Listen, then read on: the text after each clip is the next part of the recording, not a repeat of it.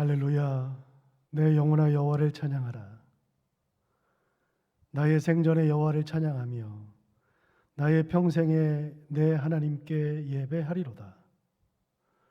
방백들을 의지하지 말며 도우림이 없는 인생도 의지하지 말지니 야곱의 하나님으로 자기 도움을 삼으며 여호와 자기 하나님에게 그 소망을 두는 자는 복이 있도다.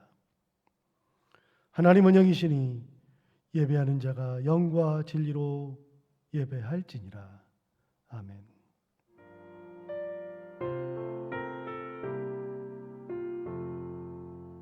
주님을 경배하리라.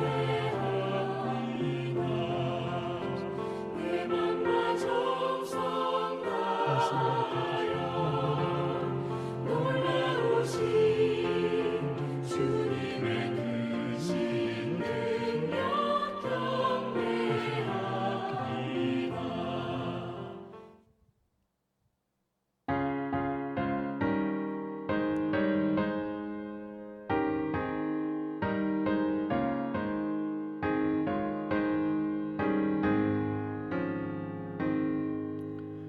예수 우리 왕이여 이곳에 오셔서 우리가 왕께 드리는 영광을 받아 주소서. 우리는 주님의 백성, 주님은 우리 왕이라. 왕이신 예수님 오셔서 좌정하사 다스리소서.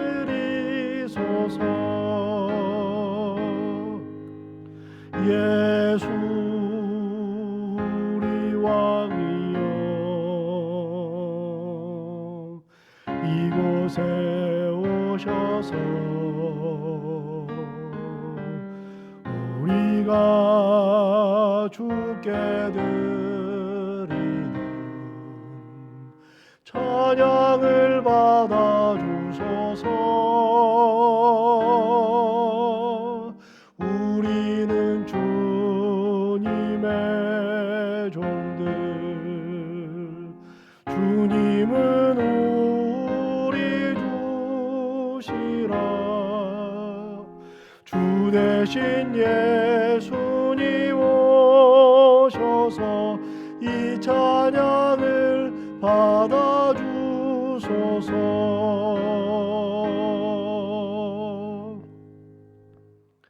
이제 다 함께 성시를 교독하겠습니다. 성시는 교독문 71번, 이사야 55장입니다. 오라 너희 모든 목마른 자들아 물로 나오라. 돈 없는 자도 오라. 너희는 와서 사 먹되 돈 없이 값 없이 와서 포도주와 젖을 사라. 너희가 어찌하여 양식이 아닌 것을 위하여 은을 달아주며 배부르게 하지 못할 것을 위하여 수고하느냐. 내게 듣고 들을지어다. 그리하면 너희가 좋은 것을 먹을 것이며 너희 자신들이 기름진 것으로 즐거움을 얻으리라. 너희는 귀를 기울이고 내게로 나와 들으라. 그리하면 너희의 영혼이 살리라. 내가 너희를 위하여 영원한 언약을 맺으리니 곧 다윗에게 허락한 확실한 은혜니라. 너희는 여호와를 만날 만한 때에 찾으라. 가까이 계실 때에 그를 부르라. 악인은 그의 길을, 불의한 자는 그의 생각을 버리고 여호와께로 돌아오라. 그리하면 그가 긍휼히 여기시리라. 우리 하나님께로 돌아오라. 그가 너그럽게 용서하시리라. 아멘. 아멘. 그리스도 찬미송으로 우리의 신앙을 하나님께 고백하겠습니다. 너희 안에 이 마음을 품으라. 곧 그리스도 예수의 마음이니 그는 근본 하나님의 본체시나 하나님과 동등됨을 취할 것으로 여기지 아니하시고 오히려 자기를 비워 종의 형체를 가지사 사람들과 같이 되셨고 사람의 모양으로 나타나사 자기를 낮추시고 죽기까지 복종하셨으니 곧 십자가에 죽으심이라. 이러므로 하나님이 그를 지극히 높여 모든 이름 위에 뛰어난 이름을 주사 하늘에 있는 자들과 땅에 있는 자들과 땅 아래에 있는 자들로 모든 무릎을 예수의 이름에 꿇게 하시고 모든 입으로 예수 그리스도를 주라 시인하여 하나님 아버지께 영광을 돌리게 하셨느니라. 아멘.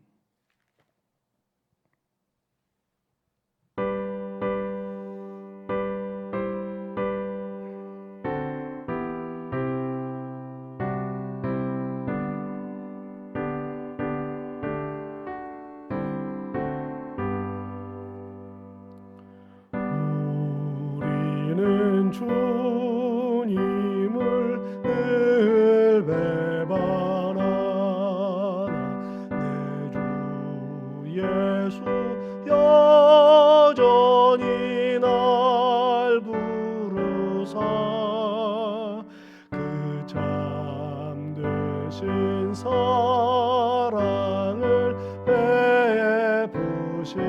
베푸시나니 내 영제여 주님을 곧 따르라.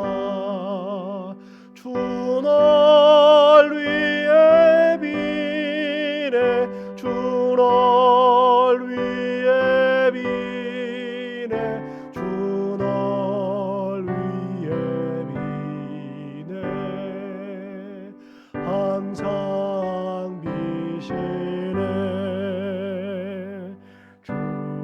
주께서 풍성한 은혜를 내려 내 영혼이 나날이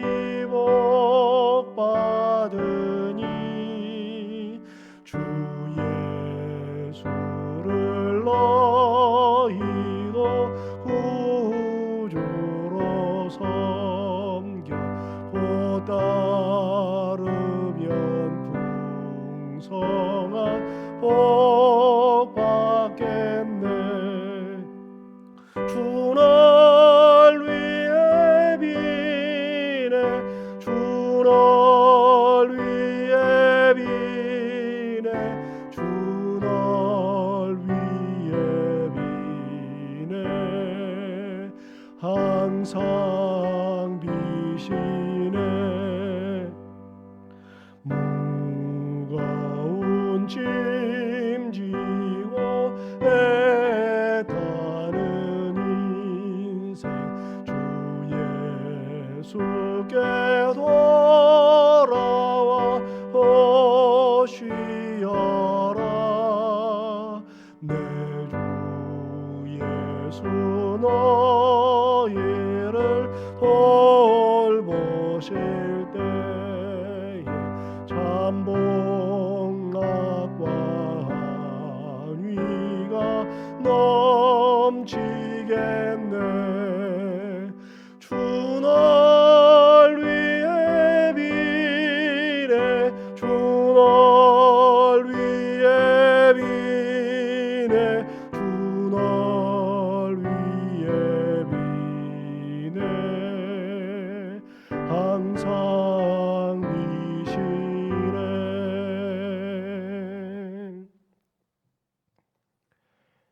하나님 아버지, 이 시간 각자의 처소에서 예배를 드리며 마음을 하나로 모아 우리 하나님께 기도를 드립니다. 아직은 우리가 다 함께 모이지 못하지만 이렇게 주님께 예배를 드릴 수 있음에 감사함으로 하나님께 나아가오니 주님께서 기쁘게 받아 주시옵소서. 주님, 우리 모두 확실하지 않은 나날들을 살아가고 있습니다. 내일의 일도조차 알 수 없는 불안감을 가지고 살아가고 있습니다. 그러나 말씀을 보고 우리의 삶을 돌아보게 되면 하나님께서 우리와 항상 함께 하심을 발견하게 됩니다. 그리고 하나님께서는 실수가 없는 분이심을 고백하게 됩니다. 놀라우신 하나님, 우리 모두가 주님을 바라보고 주님께 소망을 두며 살아가게 하시옵소서. 오직 하나님만을 붙드는 믿음으로 살아갈 때에 우리가 올바르게 살아가리라 믿습니다. 주님께서 보여주시는 길을 잘 따라가는 우리 모두가 되도록 주님께서 도와주시옵소서. 우리 신창교회를 위해서도 기도를 드립니다. 우리 교회가 세상 속에서 그리고 이 지역에서 빛과 소금의 역할을 감당하는 교회가 되게 하여 주시옵소서. 오직 하나님께서 주인 되시는 교회, 예수님의 음성만 들리는 교회, 성령님의 인도하심을 따르는 교회가 되게 하여 주시옵소서. 그를 위하여 우리 교회가 앞으로 나아가야 할 길을 주님께서 제시하여 주시길 원합니다. 담임 목사님을 비롯한 온 성도가 주님의 음성에 집중하며 그 인도하심을 따라가게 하시옵소서. 이제 주님의 말씀을 듣습니다.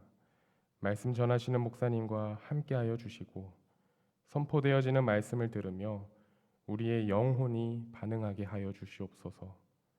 우리가 말씀을 통하여 하나님과 가까워지고 또 우리들의 삶이 새로워지게 하여 주시옵소서.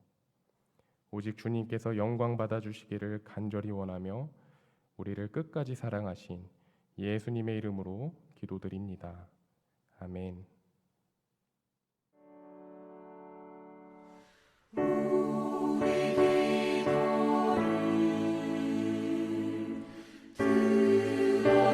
들어주시고 주님의 평화를 내려주소서.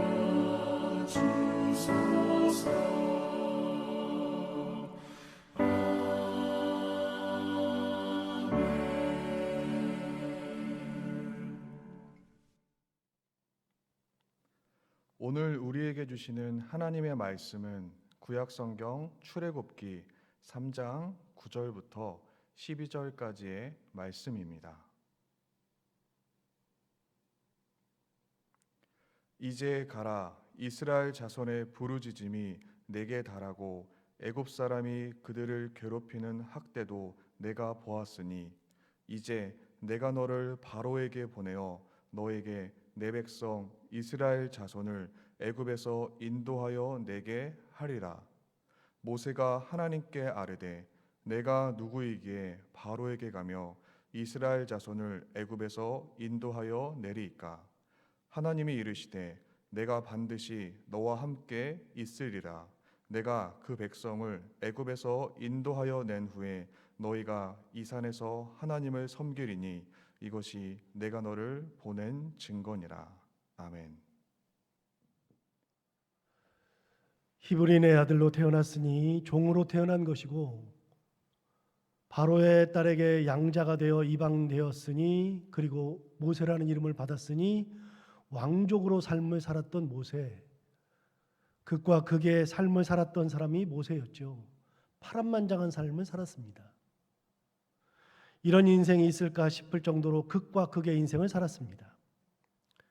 그랬던 그가 살인을 하게 되어 결국 왕족의 신분에서 다시 도망자의 신분으로 숨어 사는 신분으로 40년이라는 긴 시간 동안을 미디안 광야에 도망해서 살았으니 종보다도 못한 더 낮은 삶, 그렇게 괴로운 삶을 살았던 사람이 모세였습니다. 모세만큼 인생이 극과 극으로 극명하게 뒤바뀌는 삶을 살았던 사람은 없었던 것 같습니다. 미디안 광야로 도망할 때 이미 살인자였고 미디안 광야에서 살 때에는 더 이상 왕족이 아니었습니다.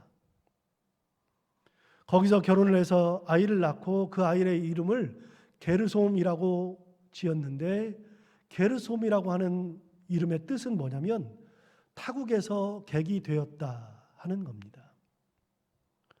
그가 그의 아들의 이름을 타국에서 객이 되었다라고 하는 자기의 삶, 자기의 처지를 그대로 녹여내서 지어준 걸 보면 그가 어떤 삶을 살고 있었고 그의 마음이 어땠는지를 우리는 충분히 알 수가 있습니다. 그 40년 동안을 광야에서 양을 치면서 살았죠. 지지난주 설교 중에 한 대목을 여러분 기억하십니까? 이집트 사람들은 목축을 아주 천하게 여겼습니다. 농산물이 풍부하니 목축을 할 필요성을 별로 느끼지 않았던 것이죠. 사실 목축과 농업은 기본적으로 완벽하게 다른 겁니다. 목축은 풀을 찾아 떠돌아다녀야 하는 삶이 숙명이었기 때문에 집을 가질 수 없었죠. 집을 가지고 있으면 오히려 그것이 더 짐이었죠. 언제든지 이동을 해야 했으니까요. 반면에 농사는 떠돌아다닐 필요가 전혀 없었습니다. 농사는 풀을 찾아서 헤맬 필요가 없었습니다. 농사는 한 자리에 자리를 잡고 있으면서 자기가 심은 것들을 잘 가꾸면 되는 거였으니까 농사 짓는 사람들은 자기가 살 집을 잘 마련해서 그 집에서 살아야만 하는 거죠. 그들에게 가장 중요한 것은 비였기에 비를 내리는 신이 가장 중요한 신 중에 하나였습니다. 이집트는 나일강을 끼고 형성된 국가였기에 나일강에서 얼마든지 물을 얻을 수 있었으니까 나일강은 이집트 사람들에게는 하나님이 주시는 복과 같은 존재였습니다. 실제로 이집트 사람들은 비를 기다리지 않아도 될 정도로 나일강은 그들에게 큰 선물이었습니다. 그래서 신기하게도 이집트에는 비와 관련된 신이 있기는 하지만 거의 영향력이 없습니다. 큰 의미가 없습니다. 전의 환경을 가지고 있었던 이집트였기에 목축을 하면서 떠돌아다닐 필요가 없었고, 그렇기 때문에 목축하는 사람들을 아주 천하게 여겼습니다. 그래서 야곱이 그의 자녀들을 이끌고 가서 이집트의 왕 바로를 만나려고 할 때 그의 아들 요셉이 야곱에게 힌트를 줬잖아요. 이렇게 말하라고. 우리 조상들은 대대로 목축을 하는 사람이고 우리도 목축하는 사람입니다 라고 말하라 그랬잖아요. 그러면 이집트 사람들은 목축하는 사람들을 아주 천하게 여기기 때문에 그들과 같이 섞어서 살려고 하지 않았고, 그래서 결국은 우리를 따르게 살게 할 거니까 그렇게 말해야 우리끼리 따로 산다. 비록 천하게 여김은 받아도 따로 살 수 있으니까 그렇게 말해라. 그래서 그렇게 말했고, 결국은 이스라엘 사람들이 이집트 사람들과 섞이지 않고 고센 땅, 비돔과 라암셋 국구성을 지었던 그 고센 땅에 따로 모여서 살게 되었죠. 이게 바로 이집트 사람들의 생각이었습니다. 이집트인들의 생각에는 목축을 하는 사람들은 정말로 천한 사람들이었거든요. 그런데 왕족은요? 왕족은 목축하는 사람들을 어떻게 생각했을까요? 이집트 일반인들도 목축하는 사람을 천박하게 여겼는데 왕족이라 그러면 일반인조차도 귀하지 않은데 목축하는 사람들은 그야말로 사람 취급받을 수 없는 사람들이었습니다. 그런데 왕족이었던 모세가 미디안 광야로 도망가서 뭐하고 살았어요? 목축하고 살았어요. 양을 치면서 살았습니다. 가장 천한 인생으로 뒤바뀐 겁니다. 그런데 그렇게 40년을 지나다 보니 어느새 그의 나이가 80이 되었죠. 나이가 80이 됐다는 것은 굉장히 중요한 의미를 가지고 있는데, 여러분 80이라고 하는 것은 어떤 의미가 있느냐? 시편에 보면 모세가 지은 시가 전체가 150편이 나오는데 그 중에 73편 정도가 다윗이 지은 겁니다. 그러니까 다윗이 시편을 굉장히 많이 지었죠. 그리고 이런저런 사람들이 많이 지었는데 모세가 지은 시가 딱 하나 존재하는데 그게 시편 90편입니다.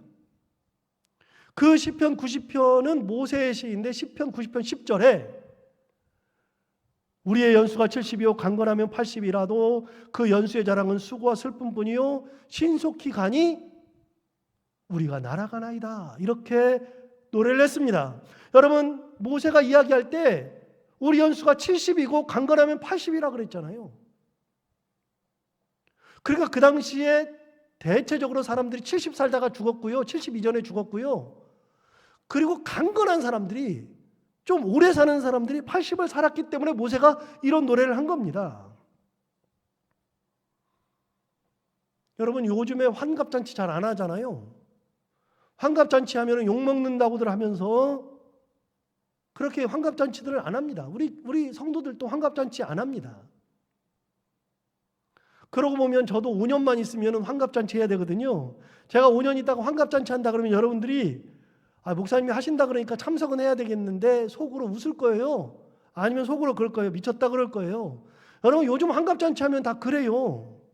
그런데 여러분 몇십 년 전만 해도 환갑은 큰 잔치였습니다. 왜요?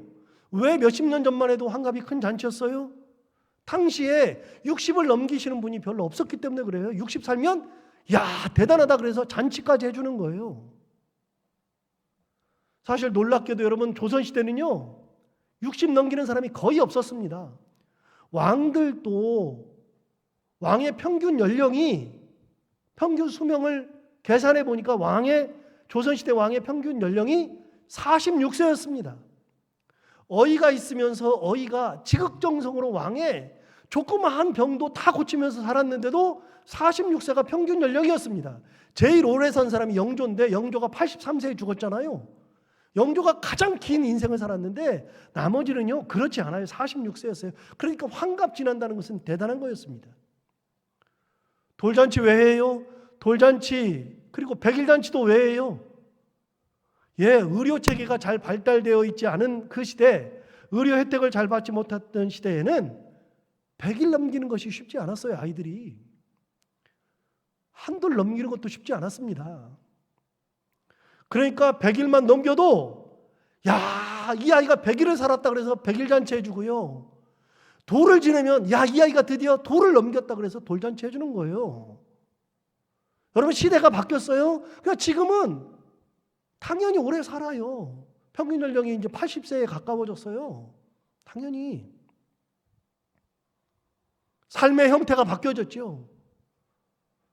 여러분 모세 당시에는 70세까지 살면 장수한 사람이었고 80세까지 살면 진짜 대단한 사람이었습니다. 그러니까 여러분 모세가 이런 노래를 했잖아요. 그런데 모세가 하나님의 부르심을 받을 때의 나이가 80세입니다. 40년을 양을 치는 목동으로 살았던 거죠. 인생의 반을 화려하게 왕궁에 살았는가 하면 나머지 반을 죽을 나이가 되었을 때에 당대의 평균 수명보다 훨씬 더 살아서 80이 되었을 때에는 죽음을 두는 처지가 되었을 때는 그 40년 동안은 정말 천한 인생을 살았습니다. 그때 80이 되었을 때에 하나님의 부르심을 받았습니다. 80세의 노인이니까 이제 얼마 남지 않은 인생이죠. 곧 죽는 인생이죠. 가장 천할 때 사람 취급받지 못하고 도망자로 살고 있을 때 아무것도 할 수 없을 그때에 하나님께서 모세를 부르셨던 겁니다. 40세에 부르시면 얼마나 좋아요. 최고의 존재였을 때 부르시면 얼마나 좋아요. 혈기왕성해서 일할 수 있을 때 부르시면 얼마나 좋아요. 그런데 하나님은 그런 때 모세를 부르지 않았습니다. 낮고 천한 자리에 가 있을 때, 더 이상은 낮아질 수 없다고 생각하고 있을 때, 인생 다 끝났다고 생각하고 있을 때, 그럴 때 최악의 순간에 하나님이 모세를 부르셨습니다. 하나님이 부르시는 것은 사람의 수명과 상관이 없고 사람의 생각과도 상관이 없어요. 하나님이 부르시는 때는 그때가 하나님의 때인 거니까. 우리를 언제든지 부르시는 것은 그게 하나님의 때이니까 부르시는 거지, 내가 보기에 나는 아니라고 얘기해봐야 그거는 내 때지 하나님의 때가 아니거든요. 하나님의 때에 하나님께서 부르시는 겁니다. 여러분 최악의 순간에 찾아오셨어요. 그렇게 최악의 순간, 죽을 날을 받아야 되는 그런 순간에 모세를 부르시니 모세가 그걸 받을 수가 없지요. 절대 못 받죠. 나이도 나이려니와 살인자로 다시 사람들 앞에 서는 것이 불가능했고, 왕족으로 있을 때야 사람들이 자기를 최고라고 따르겠지만 지금은 그들 앞에 나타나면 살인자라고 손가락질하는 때, 그리고 목동으로 살았으니 그런 목동을 누가 따르겠어요.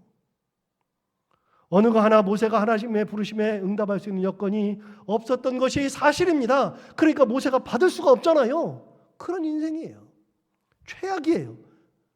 여러분 출애굽기 3장 1절을 볼까요? 모세를 부르실 때의 그때 상황. 모세가 그의 장인 미디안 제사장 이드로의 양떼를 치더니 그 때를 광야 서쪽으로 인도하여 하나님의 산 호렙에 이르렀다 그랬는데, 여러분 1절에 뭐라고 하냐면 모세가 그의 장인 미디안 제사장 이드로의 양떼를 쳤다. 모세가 양을 치고 있었다는 겁니다. 이거는 우리 다 아는 건데요. 그 다음에 진짜 몰랐던 거, 우리가 읽으면서 모르는 게 뭐냐면, 모세가 쳤던 양들은 그의 장인 미디안 제사장 이드로의 양떼를 친 겁니다. 그러니까 40세에 광야로 도망가서 결혼하고 아이 낳고 40년을 살았고 이제 80이 되어서 죽을 때가 되었는데도 모세는 자기 양이 없었어요. 장인의 양떼를 친 거예요. 재산이 없어요. 인생 진짜 허무하죠. 왕족이었었던 때가 있었는데 그나마 40년 동안 가 있으면서도 자기 재산 하나를 가지지 못했어요. 여러분 야곱을 기억하십니까? 저는 야곱과 모세의 인생이 상당히 유사하다고 항상 생각하는데요. 야곱은 모세와 진짜 비슷한 인생길을 걸어갔던 사람입니다. 그도 형을 속이고 형이 죽이려고 하니까 황급하게 외삼촌 라반의 집이 있던 밧단 아람까지 도망을 가잖아요. 그리고 거기서 20년을 외삼촌의 양을 치면서 살았습니다. 비슷하잖아요. 야곱은 외삼촌 라반의 양을 쳤고요. 모세는 그의 장인 이드로의 양떼를 친 겁니다. 그런데 약간 달라요. 야곱도 20년 동안 그의 장인의 양을 쳤는데 거기서 결혼도 하고 자녀를 낳아요. 둘 다 진짜 똑같아요. 그런데 야곱은 우리가 알고 있는 대로 약삭 빠르고 자기에게 민감했고 자기 것을 가지기 위해서 무한히 노력해서 진짜 큰 재산을 일구었던 사람이 바로 야곱입니다. 라반의 두 딸을 아내로 받는 조건으로 외삼촌의 양과 염소들을 돌보겠다고 약속한 20년을 채웠을 때 외삼촌과 다시 품삯을 정하는 계약을 맺잖아요. 20년 지났을 때 그 계약이 진짜 특이하거든요. 어떤 계약을 맺어요? 먼저 양들에 대해서는 원래 양들 그러면 되게 흰 양들이 있잖아요. 그런데 양들 중에 검은 양이 가끔 있어요. 양들 중에 점이 있는 양도 있고 아롱짓다. 우리 성경에는 아롱졌다고 돼 있는데 그게 무슨 말이냐면 얼룩졌다 그런 말이거든요. 그러니까 얼룩진 양도 가끔 있어요. 그거를 골라내는 겁니다. 흰 양에서 그걸 골라내는 겁니다. 흰 양은 외삼촌 라반의 것이고 혹시라도 검은 양이 나오거나 점 있는 양이 나오거나 얼룩진 양이 나오면 그거는 야곱이 갖기로 한 겁니다. 두 번째, 염소 중에서는 대부분의 염소는 흰색인데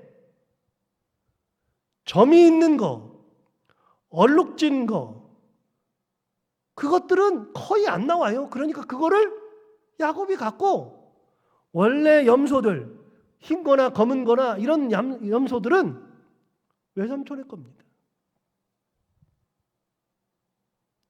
이 계약은 외삼촌에게 절대적으로 유리한 계약이잖아요. 뭐 나오면은 열의 9이나 뭐 95%는 전부 다 흰색 나오잖아요. 염소는 흰색이나 검정색 나오면 다 되잖아요. 근데 점 있는 건 거의 안 나와요. 얼룩진 것도 없어요. 그런데 그런 것만 야곱이 갖기로 한 겁니다. 그렇게 양과 염소 중에서 검고 점 있고 얼룩진 것들을 걸러내어서 외삼촌의 것들과 구별해내 가지고 사흘길을 떨어뜨립니다. 같이 섞이지 못하도록 떨어뜨린 다음에 야곱의 것들은 야곱 자식들로 하여금 돌보게 하고 야곱은 외삼촌 라반의 양과 염소를 돌보는 겁니다. 돌보면서 거기에서 야곱이 이상한 방법을 쓰잖아요. 지금 읽어도 전혀 무슨 말인지도 모르겠고 과학적으로도 증명이 안 됐고 이상한 방법을 쓰는 겁니다. 그게 어디 나오냐면 창세기 30장 37절부터 39절까지 나옵니다. 37절부터 보시면 이렇게 되어 있습니다. 야곱이, 여러분 한번 읽으면, 제가 읽을 텐데 같이 보시면서 이런 방법을 쓰면 이렇게 될까 생각해 보세요. 말도 안 되는 얘기거든요. 야곱이 버드나무와 살구나무와 산풍나무의 푸른 가지를 가져다가 그것들의 껍질을 벗겨서 흰 무늬를 내고 그 껍질 벗긴 가지를 양떼가 와서 먹는 개천의 물 구유에 세워 양떼를 향하게 하매 그 떼가 묵을 먹으러 올 때에 새끼를 베니 가지 앞에서 새끼를 뱀으로 얼룩얼룩한 것과 점이 있고 아롱진 것을 낳은지라, 이렇게 돼 있어요. 뭔 말인지들 모르겠어요. 이게 그때의 방법이 혹시 그랬나 봐요. 생물학적 방법을 쓴 거죠. 유전학적 방법을 쓴 거죠. 그런데 야곱은 그렇게 하면 얼룩진 말, 얼룩진 양, 점이 있는 양, 이런 것들이 나온다는 것을 알고 있었나 봐요. 그래서 그런 방법을 쓴 거죠. 그렇게 해가지고서 외삼촌 라반에게 향하는 그 양들 중에서 흰 양이 새끼를 낳는데도 얼룩진 양을 낳게 하고 점 있는 양들을 낳게 하고 검은 양을 낳게 하고 그런 염소를 낳게 해서 그런 것들을 다 골라가지고 자기 재산으로 만든 거잖아요. 이게 야곱이에요. 야곱이 진짜 약삭빠르죠. 자기 거 절대로 양보 못하죠. 이런 방법을 썼더니 야곱의 것이 많이 나오게 되었고 야곱은 큰 재산을 이루었습니다. 평생 머리를 쓰고 살았죠. 남의 것은 당연히 빼앗았지만 자기 것은 절대로 빼앗기지 않았죠. 수단 방법을 가리지 않았고 그렇게 큰 부를 이루었던 사람이 야곱입니다. 그런데 모세는 달라요. 비슷하게 사는 것 같은데 모세는 달라요. 모세는 머리 쓸 줄을 몰랐습니다. 분명히 40년씩이나 장인의 양떼를 쳤다면 충분히 자기 재산을 만들 만도 합니다. 머리를 조금만 쓰면, 조금만 타협을 하면 자기 재산을 만들 수 있어요. 그런데 그런 재산이 없었습니다. 죽을 때가 다 되었는데도 재산이 하나도 없었고 그때까지도 장인어른의 양들을 치고 있었으니 어찌 보면 참 한심한 삶을 살았던 사람이 바로 모세였습니다. 여러분, 그런데 정말로 모세가 멍청해서 그랬을까요? 욕심이 없어서 그랬을까요? 모세는 이집트 왕국에서 자라서 왕궁 교육을 받았습니다. 머리는 누구보다도 좋았습니다.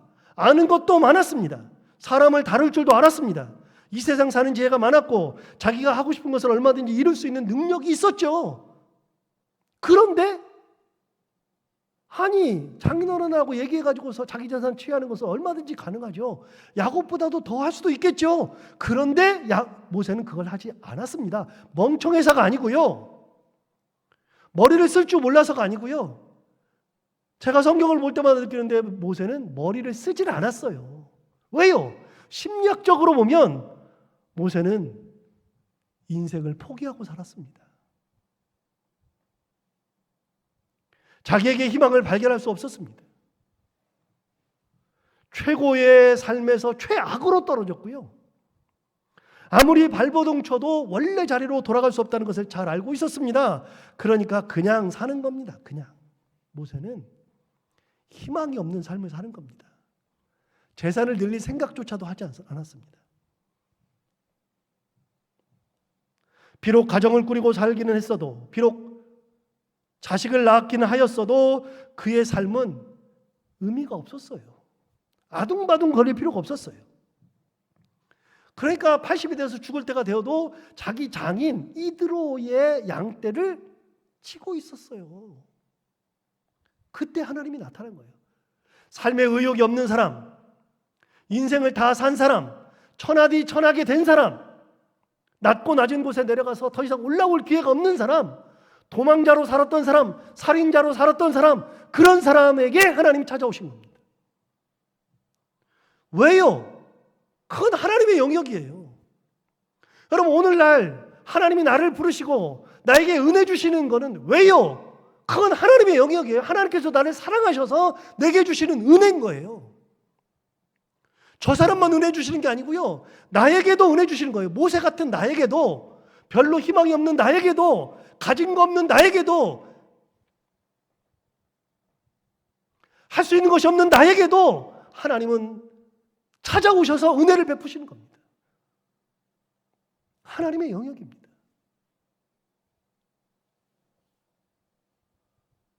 그런 모세에게 나타나서 모세를 부르시죠. 그런데 모세는 삶의 의욕이 없잖아요. 더 이상 뭘 해볼 게 없잖아요. 그러니까 모세가 하나님의 음성을 받을 수가 없어요. 그러니까 아주 특별한 방법으로 나타난 겁니다. 2절 한번 볼까요? 여호와의 사자가 떨기나무 가운데로부터 나오는 불꽃 안에서 그에게 나타나시니라. 그가 보니 떨기나무에 불이 붙었으나 그 떨기나무가 사라지지 아니하는지라 그랬습니다. 여러분, 모세를 부르실 때는 진짜 특별한 경험을 통하여 부르셨습니다. 그렇게 하지 않으면 절대로 하나님의 부르심을 응답할 수 없거든요. 뭐 웬만한 걸로는요 끔찍도 안 해요. 웬만한 거는 감흥도 없어요. 웬만한 거를 봐봐야, 웬만한 걸 들어봐야, 웬만한 걸 경험해봐야 별로 의미 없어요. 그러니까 하나님께서 모세를 부르실 때는 특별한 방법으로 부르시는 겁니다. 진짜요. 우리 각 사람들에게도요 하나님께서 부르시는 방법이 다 달라요. 저를 부르시는 방법과 다른 사람을 부르시는 방법이 달라요. 저는 예수 믿지 않는 집안에서 태어나서, 불교 가정에서 태어나서, 무당 섬기는 가정에서 태어나서, 굿하는 가정에서 태어나서, 그래서 저를 부르실 때는요 하나님께서 강권적으로 역사하지 않으면 제가 따라갈 수 없으니까 그렇게 이끌고 여기까지 오시는 거예요. 지금도 하나님은 저를 강권적으로 붙들고 있다고 저는 믿거든요. 그럴 필요가 없으면 그러지 않으세요. 교만한 사람들은요 교만을 치고 쳐서 가장 낮은 곳으로 내려보내서 온전한 사람을 만들어서 하나님께서 이끌어 당기시는 거예요. 부르시는 거예요. 사람마다 다 달라요. 사람마다. 동일하게 신앙생활에도 다 다른 거예요. 모세는 떨기나무에 불을 붙여서 불러야 되는 겁니다. 떨기나무에 불이 붙었는데도 사라지지 않는다는 것은 세상에 태어나서 단 한 번도 경험해 볼 수 없는 그런 거죠. 그 안에서 여호와의 사자가 나타나는 것도 역시 모세가 경험해 보지 못했던, 어느 누구도 경험해 보지 못했던 그런 모세의 삶을 바꿀 수밖에 없는, 송두리째 바꿀 수밖에 없는 그런 신비한 경험입니다. 그렇게 모세를 부르셨습니다. 그러니까 모세가 신기해서 그 앞에 다가가잖아요. 3절 한번 볼까요? 이에 모세가 이르되 내가 돌이켜 가서 이 큰 광경을 보리라. 떨기나무가 어찌하여 타지 아니하는고 하니 그때에 그랬잖아요. 그가 사는 80평생에 진짜 처음 보는 광경을 보게 돼서 확인하려고 그 앞에 간 겁니다. 그때 하나님이 부르시는 거죠. 만약에 다른 거였으면 모세가 다가가 보진 않았을 거예요. 관심도 안 가졌을 거예요. 삶에 의욕이 없는 사람인데, 죽음 앞에 있는 사람인데, 80 먹은 사람인데, 인생에 희망이 없는 사람인데 다른 걸 봐봐야 별로 감흥이 없죠. 그런데 희한하니까 다가가 본 겁니다. 다가갔을 때 하나님이 그를 부르시고 말씀을 하시는데 5절에 이렇게 말씀하시잖아요. 하나님이 이르시되 이리로 가까이 오지 말라. 내가 선 곳은 거룩한 땅이니 내 발에서 신을 벗으라. 하나님께서 모세가 신고 있던 신발을 벗겨버렸습니다. 내 발에서 신을 벗으라. 왜 하나님께서 모세가 신고 있던 그 신발을 벗겼을까요? 당대 신발을 벗는 것은 종의 의미였습니다. 사실 종들은 신발을 신지 않았습니다. 낮아질 대로 낮아진 모세가, 이제는 더 이상 낮아질 것이 없다고 생각하는 모세가 마지막으로 신고 있던 그 신발마저도 하나님께서 벗겨버린 겁니다. 더 낮추어서 종으로 만들어버린 거죠. 그런데 이 종의 의미는 조금 다릅니다. 여기서 말하는 종의 의미는 다릅니다. 원래 일반적으로 종들은 신발을 신지 않아요. 종들은 신발 신지 않으니까 종의 의미인 것은 맞는데, 일반 사람들은 사람의 종인데 하나님께서 벗겨서, 신발을 벗겨서 종을 만든 거는 하나님의 종을 만든 겁니다. 사람의 종이 아닌 하나님의 종. 이제부터는 너의 인생은 사람들을 보고 사람들의 눈치를 보고 사람들을 피해 다니고 사람들이 원하는 것을 하고 사람들의 삶대로 사는 것이 아니라 이제부터는 네 발에서 신을 벗고 사람의 의미가 아닌 나의 종으로서 살아가라. 나를 바라보고 내가 지시하는 대로 하고 내 말씀을 전하고 내가 원하는 대로 살아라. 사람의 종이 아닌 하나님의 종으로 만들어 주신 겁니다. 우리 교회 임직하잖아요. 그걸 경험해봤잖아요. 임직할 때 어떻게 합니까? 임직자들 앞으로 불러내가지고 강대상 여기에 방석을 깔아놓고 거기에 다 무릎을 꿇고 머리를 조아리죠. 그러면 임직자들을 위해서 목사와 장로들이 함께 그들에게 손을 얹고 머리에 손을 얹고서 기도하면서 안수기도 하면서 임직하는 거잖아요. 여러분 왜 강대상으로 불러내요? 그 자리에 가서야 되는데 강대상으로 나온다는 것은요 하나님이 계신 곳 앞에 내가 와서 뭐 하겠다고요? 무릎 꿇고 머리를 부복하겠다는 거고요. 이 손을 대는 것은 사람이 손을 대는 것 같아도 하나님께서 손을 댄다는 의미예요. 하나님이 손을 대서 이제부터는 내 은혜가 너에게 이렇게 들어가서 내 은혜대로 살아라. 내 말씀대로 살아라. 내 뜻대로 살아라. 이게 임직이잖아요. 임직이 뭐예요? 사람의 종이 아닌 하나님의 종이 된다는 거잖아요. 목사 안수도 똑같이 그렇게 해요. 목사 안수도. 그런데 천주교는 약간 다르거든요. 저는 천주교처럼 해야 된다고 하면 좋겠다 이렇게 생각해요. 천주교는요 신부를 사제를 만들 때 사제 서품을 줄 때 어떻게 해서 줘요? 여러분 다 보셔서 알고 뭐 웬만하면 아시는데 신부들이 사제 서품을 받을 때는요 아예 이렇게 큰 공간에 사람들은 가까이 오지도 못하게 하고 거기 다 무릎 꿇고 있다가 쭉쭉 무릎 꿇고 있다가 서품을 줄 때 사제가 되려고 하는 그 순간에 어떻게 해요? 그 자리에 쫙 엎드려요. 이렇게 엎드리는데 엎드려서 뭐예요? 엎드려서 고개를 이렇게 들고 있는 게 아니라 엎드려서 고개를 딱 내려요. 이게 사제 서품이거든요. 무슨 말이에요? 하나님 앞에서 내가 바짝 엎드린다 그 말입니다. 이제부터는 고개 들고 살지 않겠다 그 말입니다. 하나님의 들리는 말씀만 듣고 살겠습니다. 하나님께서 이끄시는 대로 내가 갈 겁니다. 내가 발로 걸어 다니는 게 아니라 하나님께서 나를 이끄시는 대로 내가 갈 겁니다. 하나님이 원하시는 곳에 내가 가 있을 겁니다. 그 말씀만 듣고 살겠습니다. 하나님 앞에 부복합니다. 그런 의미잖아요. 같은 거예요. 같은 거.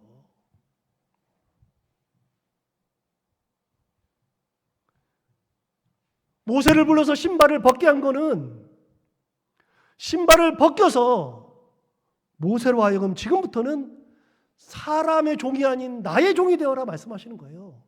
여러분 예수 믿는 사람이 된다는 것은요 신앙생활을 한다는 것은 사람의 종이 되는 것이 아니라 사람의 눈치를 보고 사람의 뜻대로 살아가는 것이 아니라 내가 예수 그리스도의 종이 된다는 의미고 하나님의 말씀대로 산다는 의미예요. 부르심에 응답한다는 것은요 내가 신을 벗는다는 의미예요. 여러분 기억하세요. 이게 기억되면 내가 하나님의 종으로 산다는 것은 신발 벗는 거거든요. 신발을 벗어서 하나님의 종이 되어서 하나님의 뜻대로 사는 거, 이게 예수 믿는 거. 이게 예수님의 교회. 예수님의 교회는 예수님의 종이 되어서 사는 것이 교회.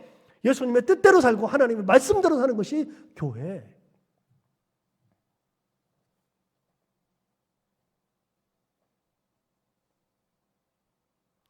모세가 지금 그렇게 하나님의 부르심을 받습니다.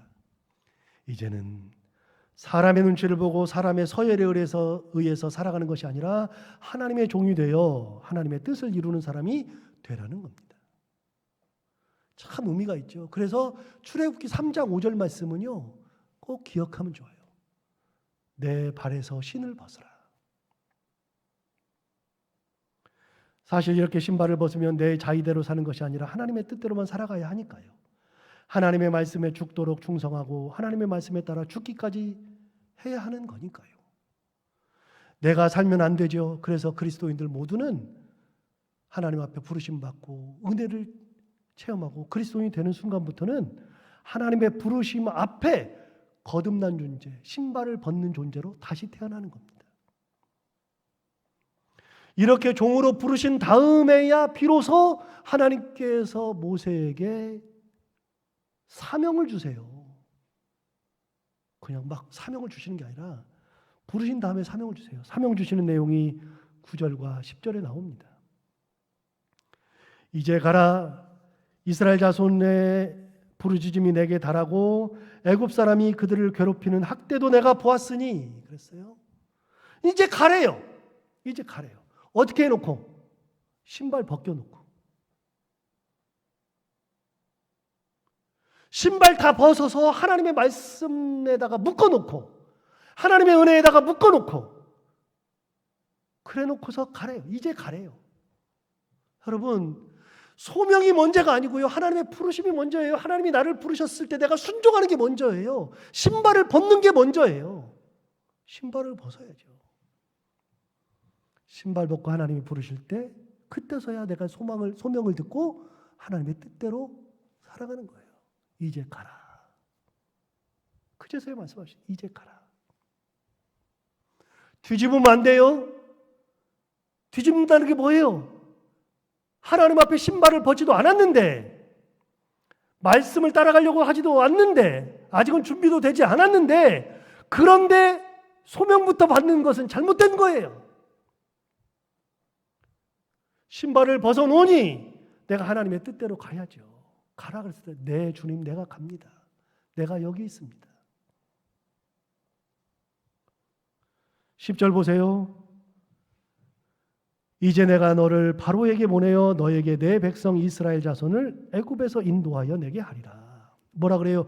내가 너를 바로에게 보낸다. 하나님 뭐라 그래요? 내가 너를 보낸다. 바로에게 보낸다. 그러니까 네가 바로 앞에 간다가 아니라 내가 너를 보낸다. 누구의 종이에요? 하나님의 종이잖아요. 내가 너를 바로에게 보낸다. 너에게 내 백성 이스라엘 자손을 애굽에서 인도하여 내게 한다. 이스라엘 백성들을 인도하여 내게 하는 것은 내가 너에게 이렇게 인도하게 하겠다. 네가 인도하여 내는 게 아니라 내가 너로 하여금 인도하게끔 하겠다. 여러분, 모세는 자기가 바로 앞에 간 것도 아니고요, 자기가 이스라엘 백성들 앞에 가서 이스라엘 백성들을 인도하여 내는 것도 아니에요. 내가 뭐 얼마나 잘났다고요. 모세가 그런 사람이 아니에요. 하나님이 보내니까 간 거예요. 천하 없는 사람도요, 세상에 천하 없는 사람도 내가 하는 게 없어요. 하나님께서 하시니까 하는 거예요.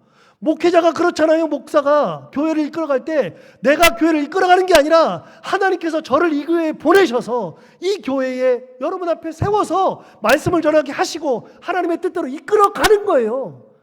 제가 이끌어가는 건 맞아요. 근데 하나님께서 제게 은혜를 주셔서 저에게 사명을 주셔서 소명을 주셔서 그렇게 하는 거예요. 그러니까 거꾸로 내가 잘나서 했다고 생각하는 순간에 말도 안 되는 거예요. 저는 특별히 하나님을 바라봐야 되잖아요. 여러분 부르심 받았으면 누구 봐요? 하나님 봐야죠. 여러분, 옆 사람 볼 필요가 없어요. 내 신앙은 내 건데, 하나님이 내게 주신 나만의 고유한 건데, 신앙의 형태도 다르고 방법도 다르고 내용도 다른데 어떻게 똑같아요? 똑같을 수 없다고 몇 주 전에 이렇게 설교했잖아요. 우리 똑같지 않아요. 그런데 같지 않은 것을 너 왜 그렇게 한다 그래서 돼요?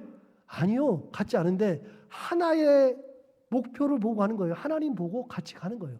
저 사람은 저걸 못해. 이 사람은 이걸 못해. 나는 이걸 못해. 그런데 못하는 우리들이 내가 못하니까 저 사람이 감당하고 저 사람이 못하니까 내가 감당하고 그러면서 서로 간에 감당해주면서 하나님을 바라보고 가는 거예요. 너는 왜 못해가 아니죠. 네가 못하니까 내가 감당할게. 내가 할 수 있는 것이 없으면 나는 진짜 할 수 있는 게 없으니 나는 기도로 내가 감당할 거다. 초대교회에 그런 거 있었다고 그랬잖아요. 연보, 초대교회는 헌금을 연보라 그랬는데 연보를 하는데 연보를 할 때 대개 연보는 돈으로 하는데 당시에는 돈이 너무 없으니까 연보를 뭘로 했어요? 그냥 쌀로 했잖아요. 그래서 그래서 성미 냈잖아요. 성미. 쌀로 내가 먹을 때 조금씩 해가지고 성미로 내고, 그것도 없으면 어떻게 해요? 헌금을 해야 되는데 할 수가 없으니까 어떻게 했어요? 몸으로 했다고요. 그래서 무슨 연보라 그랬어요? 날연보라 그랬어요. 날연보. 날것으로 한다는 의미가 아니라 하루하루 그 날, 한 날, 두 날 할 때 그 날이에요. 날을 연보하는 거예요. 그래서 내가 그날에는 하나님 앞에 와가지고서 봉사하고 전도하고 뭐 섬기고 교회 고치고 뭐 저거 다른 거 하고 그렇게 해서 내 날을 한 날을 하나님께 드리는 거예요. 그게 날연보 아닙니까? 여러분, 내가 돈이 없으니 내가 내 날을 하나님께 드린다. 내가 할 수 있는 것이 없으니 나는 이걸 감당하겠다. 나는 내가 그래도 가장 잘하는 게 목소리로 하나님 찬양하는 거니 내가 성가대로 하나님을 찬양한다. 굉장히 중요한 거예요. 너는 왜 노래를 못해? 그럴 필요가 없어요. 노래 못하니까 우리가 같이 하는 거예요. 너는 왜 그걸 못해? 그럴 필요가 없어요. 우리가 못하는 사람이 있으니까 내가 감당해 주는 거예요. 기쁨으로 지적하면서 가는 것이 교회가 아니라 같이 함께 모여서 같이 서로를 부둥켜 안고 같이 서로를 용납해 주면서 채워주면서 가는 것이 교회죠. 내가 잘나서 그러는 거 아니에요. 여러분, 목사를 보고서 신앙생활하는 게 아니라 하나님 바라보고 사는 거죠. 반대로 목사는요, 성도들을 바라보는 것은 맞는데, 그런데 하나님을 바라보고 하나님의 음성을 듣고 그렇게 성도들을 이끌어 가야죠. 뭐라고요? 하나님이 내가 너를 바로에게 보낸다. 내가 너에게 내 백성 이스라엘 자손을 애굽에서 인도하여 내게 할 거다. 내가 한다. 내가 너를 보낸다. 내가 인도하게 한다. 너는 내가 보낸 존재예요. 하나님의 대리인이죠. 정말 대단한 거예요. 말씀 하나하나를 새겨보면 의미가 너무나도 대단해요. 그렇게 말하는데도 모세가 잘 못 받아요. 못 받으니까 이제 이게 나오는 거거든요. 여러분, 모세가 못 받아요? 한번 볼까요? 11절 한번 보세요. 모세가 하나님께 아뢰되 내가 누구이기에 바로에게 가며 이스라엘 자손을 애굽에서 인도하여 내릴까? 하나님 그랬잖아요. 내가 너를 바로에게 보낸다. 내가 너에게 이스라엘 백성들을 이끌어내게 할 거다. 두 가지를 말씀하셨잖아요. 그랬더니 모세가 하나님 앞에 이렇게 얘기했어요. 내가 누군데요, 하나님? 내가 누구이기에 바로에게 갑니까? 두 번째, 내가 누구에게 이스라엘 자손들을 애굽에서 인도하여 낼 수 있습니까? 말이 되는 거잖아요. 진짜 딱 말 되잖아요. 내가 누군데? 모세가 이 말 하고도 남아요. 인생 포기했잖아요. 희망이 없잖아요. 도망자잖아요. 혈기왕성하던 때 지나갔잖아요. 죽을 때 다 됐잖아요. 내가 누구예요, 하나님? 나 못해요. 이 말이잖아요. 내가 누구이기에?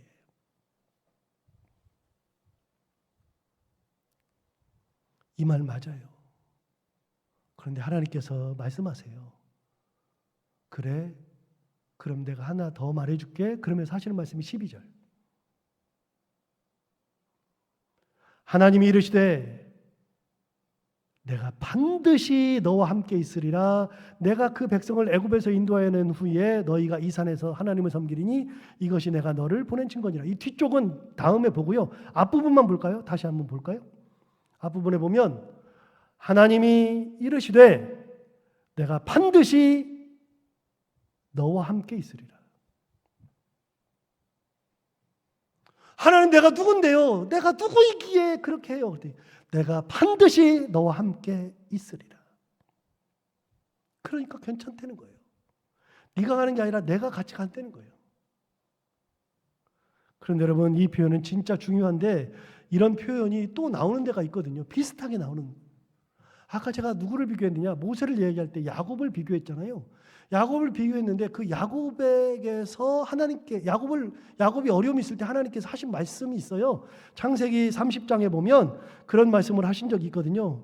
그때 보면 어떤 내용이 있느냐? 야곱이 형을 속이고 도망갈 때 루스에서 돌베개를 베고서 잠을 잘 때 하늘이 열리고 꿈속에서 하늘이 열리고 사닥다리가 이렇게 있고 천사가 오르락내리락 하는데 하나님께서 저 위에 사닥다리 끝에 계시면서 그때 꿈속에서 야곱에게 하셨던 약속 3가지. 한 2년 전에 제가 이 본문 가지고 설교했어요. 약속 3가지. 하나님이 말씀하신 약속 3가지. 그 첫 번째는 무엇인가 하면 네가 누워있는 땅을 내가 너와 내 자손에게 주리라. 이게 첫 번째. 네가 지금 누워있는 이 땅을 내가 너와 내 자손에게 주리라.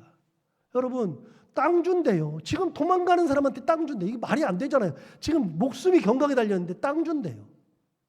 두 번째 약속, 내 자손이 땅의 티끌같이 되어 내가 서쪽과 동쪽과 북쪽과 남쪽으로 퍼져나갈 것이다. 내 자손이 땅의 티끌처럼 많아져서 서쪽, 동쪽, 북쪽, 남쪽 어디로요? 사방으로 다 퍼져나가. 네 자손들이 엄청나게 많아질 거다. 자손의 약속을 했어요. 땅 약속, 자손 약속. 그리고 마지막 세 번째, 무슨 말씀하셨느냐? 이렇게 말씀하셨어요. 내가 아까 출애굽기 3장 12절에서 모세에게 하셨던 말씀 기억하세요? 야곱에게 이렇게 말씀하셨어요. 내가 너와 함께 있어. 네가 어디로 가든지 너를 지키며 너를 이끌어 이 땅으로 돌아오게 할지라 내가 내게 허락한 것을 다 이루기까지 너를 떠나지 아니하리라. 세 번째 약속이 뭐예요? 내가 너와 함께 있어서 네가 어디로 가든지 내가 지켜주겠다. 너를 이끌어서 이 땅으로 돌아오게 할 거다. 내게 허락한 것을 다 이루기까지 너를 떠나지 않을 거다. 내가 너와 함께 있을 거다. 여러분, 야곱에게 그랬잖아요. 내가 너와 함께 있어. 그런데 오늘 출애굽기 3장 12절에 뭐라 그랬어요? 하나님이 이르시되 내가 반드시 너와 함께 있으리라. 여러분, 야곱과 모세에게 동일한 말씀을 하셨어요. 내가 너와 함께 있으리라. 그런데 모세에게는요, 야곱에게 주지 않은 특별한 단어를 하나 더 줬어요. 뭐라 그랬어요? 내가 반드시 너와 함께 있으리라. 야곱에게는 반드시라는 표현이 없어요. 그런데 모세에게는 내가 반드시 너와 함께 있으리라. 왜 그래요? 모세는 받을 수가 없어요. 하나님, 내가 누군데 나 못해. 그럴 때 하나님 뭐라 그래요? 내가 너와 함께 있을게가 아니라 내가 반드시 너와 함께 있으리라. 야곱에게는 반드시라는 말을 할 필요가 없어요. 그래도 괜찮아요. 야곱에게 필요한 은혜는 함께 있는 은혜. 모세에게는요, 반드시가 있어야 돼요. 이 사람은 받을 사람이 아니에요. 그러니까 반드시 내가 너와 함께 있으리라. 모세에게 꼭 필요한 은혜. 여러분, 동일한 말씀을 하셔도 사람마다 다르다 그랬잖아요. 하나님께서 부르셔도 사람마다 다르다 그랬잖아요. 저에게 임하시는 하나님과 여러분에게 임하시는 하나님, 각자에게 임하시는 하나님이 달라요. 주시는 말씀도 달라요. 상황도 달라요. 그런데 그럴 때 주시는 말씀, 지금 모세에게는 가장 필요한 게 뭐냐? 반드시 내가 너와 함께 있으리라. 하나님께서 그렇게 모세를 부르시죠. 그리고 모세에게 80세가 된 노인에게 이 사명을 맡기세요. 그리고 이 일을 해나세요. 하나님이 이렇게 우리가 어떤 처지에 있건 어느 상황이건 어느 때건 하나님은 우리에게 가장 필요한 은혜를 주세요. 우리는요, 하나님 앞에서 신발을 벗으면 돼요. 하나님 앞에서 신발을 벗습니다. 하나님 앞에 내 것을 다 내버리고 이제부터는 내가 신발 벗고 하나님의 종이 되랍니다. 하나님, 내 삶을 인도하여 주옵소서. 그러면 하나님께서 내가 반드시 너와 함께 있으리라, 그런 복으로 우리를 인도해 주세요. 이런 놀라운 은혜가, 이런 결단과 은혜가 우리들 모두에게 가득하기를 바랍니다. 기도하겠습니다. 하나님 아버지, 감사합니다. 오늘도 귀한 말씀으로 우리를 인도해 주셔서 감사합니다. 이 말씀을 들은 것처럼 하나님 아버지, 우리가 하나님 앞에서 신발 벗고 하나님의 종으로 살기를 원합니다. 사람의 눈치 보고 사는 것이 아니고 사람의 말 듣고 사는 것이 아니라 하나님의 음성을 듣고 살게 하여 주옵소서. 하나님 말씀을 따라가게 하여 주옵소서. 하나님 주시는 그 길을, 하나님 인도하시는 그곳으로 기쁘게 따라가게 하여 주옵소서. 하나님의 은혜 가운데 살아가는 저희들이 되게 하여 주옵소서. 이런 결단으로 하나님을 바라보니 하나님께서 우리를 인도하시되 내가 반드시 너희와 함께 하리라 말씀하신 그것처럼 우리와 반드시 함께 하여 주옵시고, 이 어려운 시기를 지날 때 하나님의 은혜를 충만히 누리며 살아가는 저희들 다 되게 하여 주옵소서. 예수님 이름으로 기도하옵나이다. 아멘.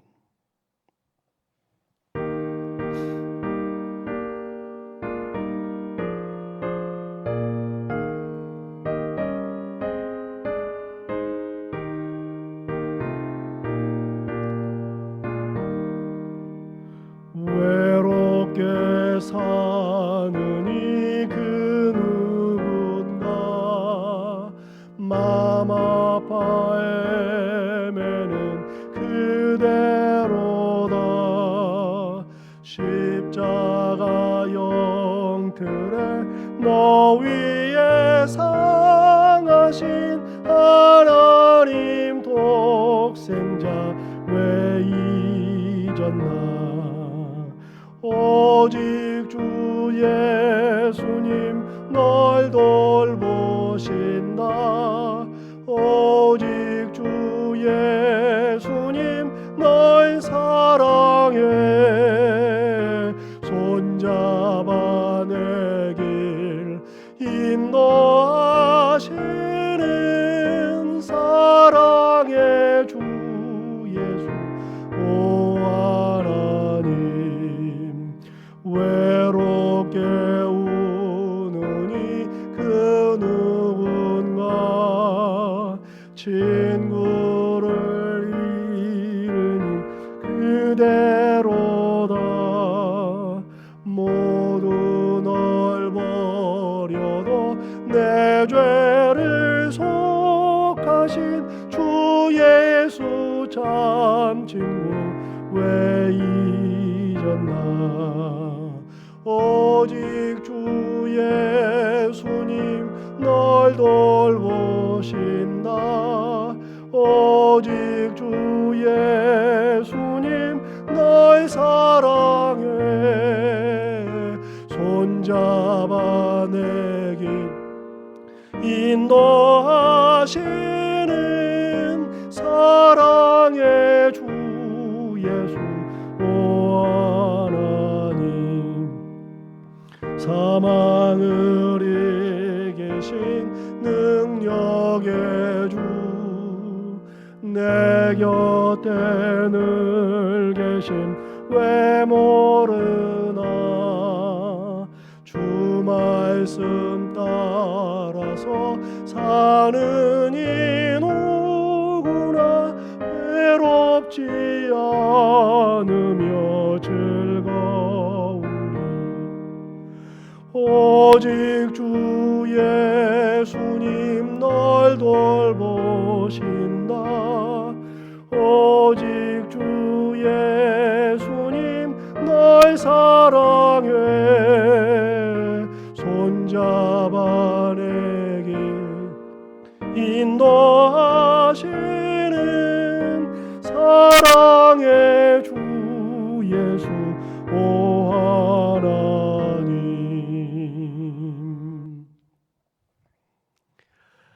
예, 추석 연휴들 잘 지내셨는지 모르겠습니다. 건강하게 잘 지내셨을 거라고 믿습니다. 이번 주 토요일 9일 낮 12시 10분에 이정란 권사님의 장남인 김유진 성도의 결혼 예식이 있습니다. 12시 10분에 천호동에 있는 이스턴 베니비스 2층 플로리아 홀에서 있으니까 가실 수 있는 분들은 많이 가셔서 축하해 주시고 축복해 주시고 좋은 시간 나눌 수 있길 바랍니다. 지난주에 우리 윤가본 집사님 이제 딸 결혼시켰는데 요즘에 그 결혼을 잡아놓고서 취소하는 사람들도 참 많고 뭐 보다 늦추다가 결혼해야 되겠다 그래서 결혼시키는 그런 가정들도 있고 참 괴롭습니다. 코로나 때문에 결혼식이 참 어렵고 장례가 그렇게 어렵습니다. 아무튼 여러분 이 혼란의 시기지만 많이 축하해 주시고 축복해 주시기 바랍니다.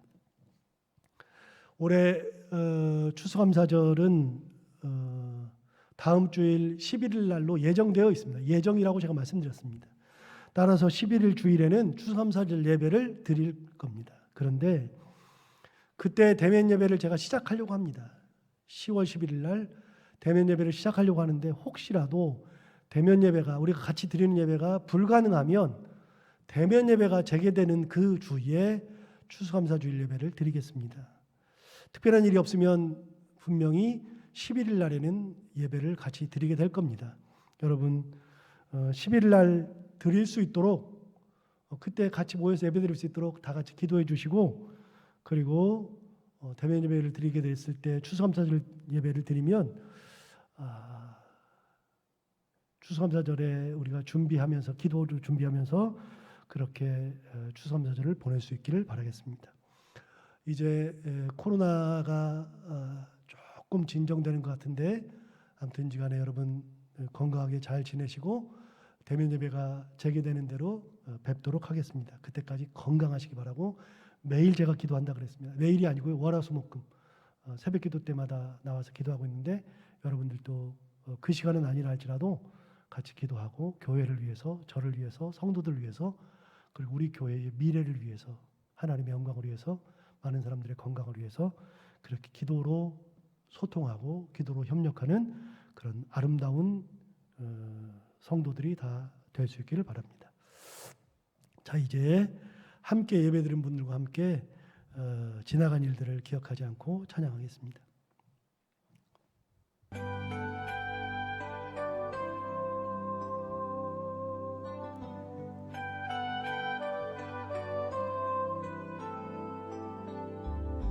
지나간 일들을 기억하지 않고 이전에 행한 모든 일 생각지 않으리. 사막의 강물과 길을 내시는 주, 내 안에 새 일행하실 주만 바라보리라. 자기 가슴에 손을 얹고 자기 자신 축복하면서 주 나를 보호하시고 날 붙드시리. 나는 외롭고 존귀한 주님의 자녀라. 함께 예배드리신 분을 축복하겠습니다. 주 너를 보호하시고 널 붙드시리. 너는 모대롭고 존귀한 주의 자녀라.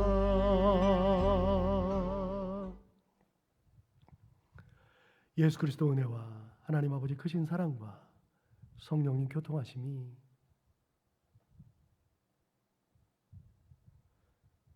주님 앞에 나아가 신발을 벗고 주님 앞에 부복하며 주의 말씀대로 살기를 결단하고 은혜를 붙잡고 살기를 결단하며 하나님 함께 해주시는 것을 바라보며 살아갈 때 내가 반드시 너와 함께 하리라 말씀하셨던, 모세에게 주셨던 그 은혜의 말씀, 그 말씀이 우리 가운데 함께 있어 주님과 동행하며 하나님의 권능 가운데 살기를 간절히 소망하는 함께 예배를 드린 처소처소에서 흩어져 있는 사랑하는 모든 성도들 한 분 한 분의 머리 위에, 가정 위에, 사랑하는 자녀들과 하는 모든 일들과 기도하는 기도 제목들 위에, 그리고 사랑하는 성도들 한 사람 한 사람의 건강 위에, 주님께서 피 흘려 세우신 이 교회와 이 나라의 민족 위에 지금부터 영원까지 함께 하옵시기를 간절히 축원하옵나이다. 아멘. 주 나를 지키시고 그 감사합니다. 이끌어 주셔서 감사합니다. 하나님의 온전히 붙들게 해주셔서 감사합니다. 이런 가운데서 하나님의 가운데 하나님의 말씀 가운데 결단해 주셔서 감사합니다. 하나님 아버지, 오늘 말씀을 들은 것처럼 우리가 주님 앞에 나아갈 때 신발을 벗게 하여 주옵소서. 부르심에 응답하게 하여 주옵소서.